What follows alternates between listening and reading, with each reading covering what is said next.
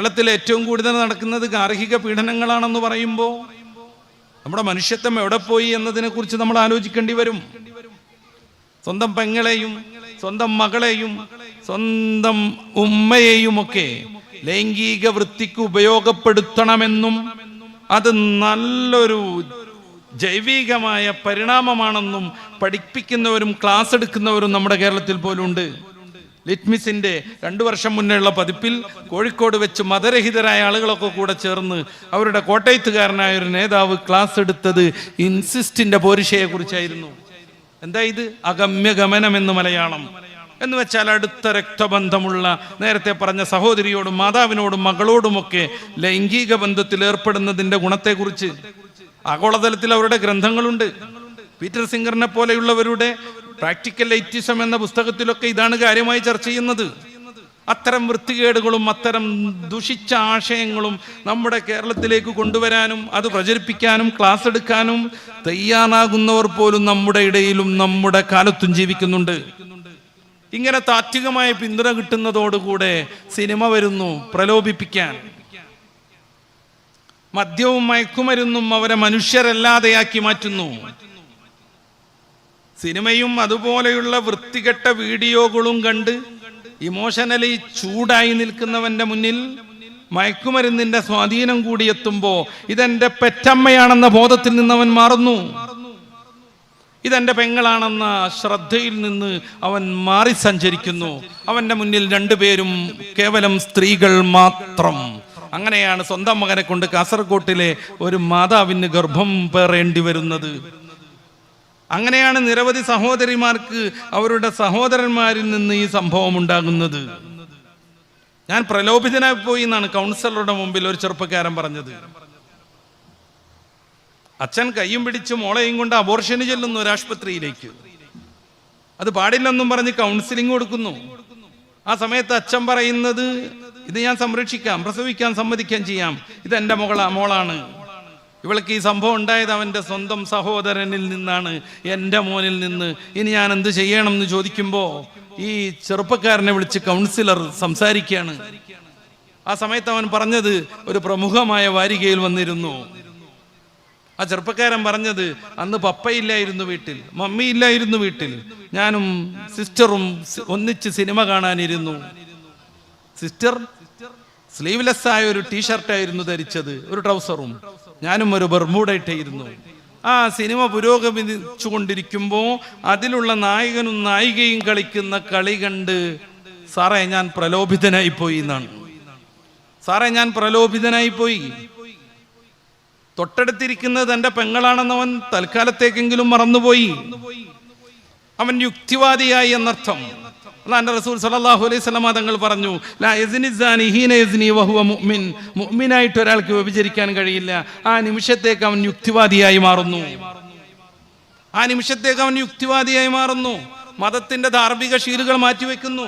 ലാ തഖ്റബു സിന, വ്യഭിചാരത്തിലേക്ക് അടുക്കരുതെന്ന ഖുർആനിന്റെ വാക്യം അവൻ മറന്നു പോകുന്നു.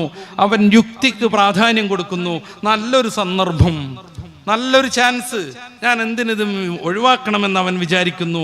യുക്തിയെ പ്രമാണമാക്കി പരിശുദ്ധ റസൂലിന്റെ വചനങ്ങളും ഖുർആനിന്റെ വാക്യങ്ങളും ഉപേക്ഷിച്ച് ആത്മീയതയിൽ നിന്നും മതത്തിൽ നിന്നും മാറി തൽക്കാലത്തേക്ക് അവൻ യുക്തിവാദിയായി മാറുന്നു. ലാ യസ്നി സാനി ഹീന യസ്നി വഹുവ മുഅ്മിൻ. മുഅ്മിനായി കൊണ്ട് ഒരുത്തന് വ്യഭിചരിക്കാൻ കഴിയില്ല, അവൻ യുക്തിവാദിയായാണ് വ്യഭിചരിക്കുന്നത്. കള്ളിനെ കുറിച്ച് മുത്തറസൂൽ അത് തുറന്നു പറയുന്നുണ്ട്. വലാ യശ്രിബുൽ ഖംറ ഹീന യശ്രിബുഹാ. കള്ളു കുടിക്കുന്നവൻ ആ കുടിക്കുന്ന സന്ദർഭത്തിൽ മുഅ്മിനല്ല. മുഅ്മിനാണെങ്കിൽ സൂറത്തുൽ മാഇദയുടെ 90-ാമത് വചനം അവന്റെ മനസ്സിലുണ്ടാകും. ഇന്നമൽ ഖംറു വൽ മൈസിർ, ചൂതാട്ടവും കള്ളും നിഷിദ്ധമാണെന്നും ഫഹൽ അൻതും മുൻതഹൂൻ, വിരമിക്കുന്നില്ലേ എന്ന ഖുർആനിന്റെ മനോഹരമായ ആ ഒരു ചോദ്യം അവന്റെ മനസ്സിൽ തളം കെട്ടി നിൽക്കും. അവൻ അതിൽ നിന്ന് മാറിപ്പോകും. അങ്ങനെയാണ് മദീന തെരുവിലൂടെ ഈ സൂക്തം ഇറങ്ങിയപ്പോൾ മദ്യത്തിന്റെ പുഴകൾ ഒഴുകിയത്. സിനിമ പ്രലോഭിപ്പിക്കുമ്പോൾ മതത്തിൽ നിന്ന് മാറി യുക്തിവാദത്തിലേക്ക് എത്തുന്നു തൽക്കാലത്തേക്കെങ്കിലും. ദാർശനികമായി അവൻ അങ്ങനെ ഒരു തീരുമാനം എടുത്തിട്ടില്ലെങ്കിൽ പോലും യുക്തി അവൻ പ്രമാണമാക്കുന്നു, പ്രാധാന്യം കൊടുക്കുന്നു. ഇങ്ങനെ സിനിമ മുതൽ സീരിയൽ വരെ ആത്മഹത്യക്ക് പ്രേരിപ്പിക്കുമ്പോൾ, മദ്യപാനത്തിന് പ്രേരിപ്പിക്കുമ്പോൾ മലയാളികൾ ഇങ്ങനെ മരിക്കണമോ എന്ന പ്രസിദ്ധമായൊരു പുസ്തകമുണ്ട്, പഴയ പോലീസ് ഓഫീസർ ഷിബി മാത്യു തയ്യാറാക്കിയത്. അതിൻ്റെ ന്യൂ എഡിഷനും ഈയിടെ പുറത്തിറങ്ങിയിട്ടുണ്ട്. പുതിയ കണക്കുകളെല്ലാം വെച്ച് പഴയ കണക്കുകളൊക്കെ അപ്ഡേഷൻ ചെയ്തുകൊണ്ടുള്ള പതിപ്പ്. അദ്ദേഹം പറയുന്നുണ്ട്, കേരളത്തിൽ ആത്മഹത്യയുടെ പ്രധാന കാരണം മദ്യപാനമാണെന്ന്. കേരളത്തിലെ ആത്മഹത്യയുടെ പ്രധാന കാരണം മദ്യപാനമാണെന്ന്. സിനിമ കണ്ടങ്ങിരിക്കുന്ന മോന് എന്തെങ്കിലും പ്രയാസം വരുമ്പോൾ മദ്യപിക്കണമെന്ന് സിനിമയിലെ നടൻ പഠിപ്പിച്ചു കൊടുക്കുന്നു. കയറിട്ട് കെട്ടിത്തൂങ്ങണമെന്ന് സിനിമയിലെ നടി പഠിപ്പിച്ചു കൊടുക്കുന്നു. ഇവരെ അനുകരിക്കുന്നവർക്ക് മറ്റ് ജീവിത വീക്ഷണങ്ങൾ ഇല്ലാതെയാകുന്നു. എന്തെങ്കിലും പ്രയാസം വരുമ്പോൾ, എന്തെങ്കിലും ബുദ്ധിമുട്ട് വരുമ്പോഴേക്ക് ജീവിതം തന്നെ അവരവസാനിപ്പിക്കുന്നു.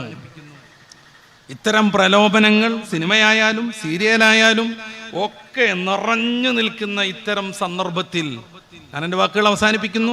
പ്രിയപ്പെട്ട രക്ഷിതാക്കളെ, നമ്മുടെ മക്കൾ നമ്മുടേത് തന്നെയാവണം. നമ്മുടെ മക്കൾ നമ്മുടെ ശത്രുക്കളാവരുത്. പരിശുദ്ധ ഖുർആൻ സൂചിപ്പിക്കുന്നുണ്ട്, ഇന്നമാ അംവാലുക്കും ഔലാദുക്കും ഫിത്ന. നിങ്ങളുടെ സമ്പത്തും മക്കളും ചിലപ്പോൾ ഫിത്നയായി മാറിയേക്കും. ഫിത്നയായി മാറാതെ നമ്മുടെ വാർദ്ധക്യത്തിലും നമ്മുടെ എല്ലാ നിമിഷത്തിലും നമുക്ക് താങ്ങും തണലുമാവാൻ, മരണപ്പെട്ടാൽ നമ്മുടെ ഖബറിന്റെ മുന്നിൽ വന്ന് ഹൃദയം പൊട്ടിക്കൊണ്ട് അർത്ഥമായ ഭാഷയിൽ പടച്ച റബ്ബിന്റെ മുമ്പിൽ എൻ്റെ ഉമ്മക്ക് പുറത്തു കൊടുക്കണേ റബ്ബേ, എൻ്റെ ഉപ്പയാണിത്, ഞാൻ വലുതായി വളരാൻ വേണ്ടി കഠിനാധ്വാനം ചെയ്ത മനുഷ്യൻ, അദ്ദേഹത്തിന് ഇനി പുറത്തു കൊടുക്കണേ എന്ന് പ്രാർത്ഥിക്കുന്ന നല്ല ആത്മീയ സന്താനമായി മാറാൻ നിരന്തരമായി പ്രാർത്ഥിച്ചുകൊണ്ടിരിക്കുക, പ്രയത്നിച്ചുകൊണ്ടിരിക്കുക. നമ്മുടെ മഅ്ദിൻ സ്ഥാപനങ്ങളുമായൊക്കെ നിരന്തരമായി ബന്ധപ്പെടുക, മക്കളെയൊക്കെ ബന്ധപ്പെടുത്തിക്കൊണ്ടേയിരിക്കുക. അങ്ങനെ വന്നാൽ നമുക്ക് അവരെ നല്ല രീതിയിൽ തന്നെ പ്രതീക്ഷ വെക്കാം. അവരിൽ നിന്ന് വിജയം തന്നെ നമുക്ക് പ്രതീക്ഷിക്കുകയുമാവാം. ഞാൻ എൻ്റെ വാക്കുകൾ അവസാനിപ്പിക്കുന്നു. നമ്മുടെ ഈ വേദിയിൽ ഒരുമിച്ച് കൂടിയ എല്ലാവർക്കും പടച്ച റബ്ബ് എല്ലാ ഖൈറും ബറക്കത്തും പ്രദാനം ചെയ്യുമാറാവട്ടെ. നമ്മയും നമ്മുടെ മക്കളെയും ഒക്കെ, നമ്മുടെ മക്കൾ പരമ്പരയെ ഖിയാമത്ത് നാൾ വരെയും ഒരാൾ പോലും വാസിഖാവാതെ, ഒരാൾ പോലും രിദ്ധത്തിലെത്താതെ, ഒരാൾ പോലും ബിദ്അത്തുകാരാവാതെ പടച്ച റബ്ബെ നീ സംരക്ഷിക്കണേ റഹ്മാനെ. ഞങ്ങളുടെ എല്ലാവിധ പ്രയാസങ്ങളും പരിമിതികളും നീ തീർത്തു തരണേ റഹ്മാനെ. നിരവധിയായ പ്രോഗ്രാമുകൾ നടക്കാനിരിക്കുന്നുണ്ട്. നമ്മുടെ മദ്ഹ് പാരായണവും ബുർദയൊക്കെ നടക്കാനിരിക്കുന്നു. എല്ലാം ആസ്വദിച്ച് ആത്മീയമായ സദസ്സിൻ്റെ എല്ലാ ഗുണങ്ങളും അനുഭവിച്ച് പ്രാർത്ഥനാപൂർവം വേണം പിരിഞ്ഞു പോവാൻ. അള്ളാഹു നമ്മയൊക്കെ ഇരുലോകത്തും വിജയിപ്പിക്കുമാറാവട്ടെ. റബ്ബനാ ആതിനാ ഫിദ്ദുനിയ ഹസന വഫിൽ ആഖിറതി ഹസനത്തും വഖിനാ അദാബന്നാർ.